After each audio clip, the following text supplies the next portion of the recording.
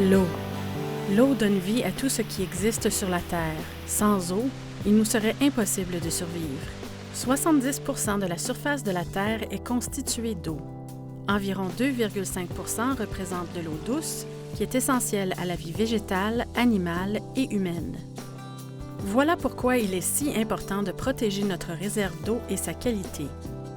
À l'île du Prince-Édouard, la seule source d'eau potable est l'eau souterraine qui se trouve dans les aquifères sous la terre.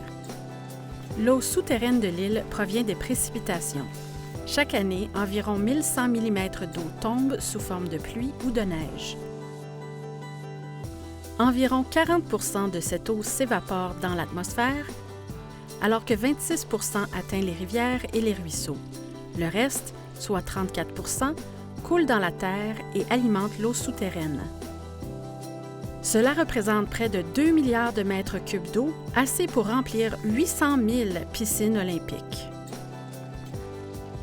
Cette eau s'infiltre dans la terre et l'assise rocheuse de l'île pendant plusieurs années avant de remonter à la surface par les sources. Chaque année, les insulaires n'utilisent que 2% de l'alimentation d'eau souterraine. Il y a donc amplement d'eau pour subvenir à nos besoins actuels. S'il y a beaucoup d'eau dans l'ensemble de la province, cela ne veut pas dire qu'il y en a suffisamment partout.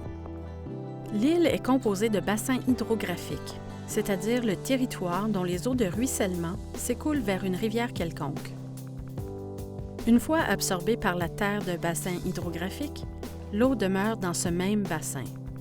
Il arrive que les bassins hydrographiques qui utilisent beaucoup d'eau connaissent une pénurie, mais que les bassins voisins soient encore riches en eau. Les utilisateurs d'eau importants, comme la ville de Charlottetown, peuvent donc causer une pénurie dans le bassin hydrographique de la rivière Winter, tandis que les bassins des environs ne subiront aucune répercussion. Le pompage de l'eau à partir de puits intercepte l'eau souterraine qui se déverserait autrement dans des rivières et des ruisseaux. Afin de guider les orientations futures de l'utilisation de l'eau, le gouvernement de l'île du Prince-Édouard déposera une loi détaillée sur l'eau, la première loi du genre dans la province.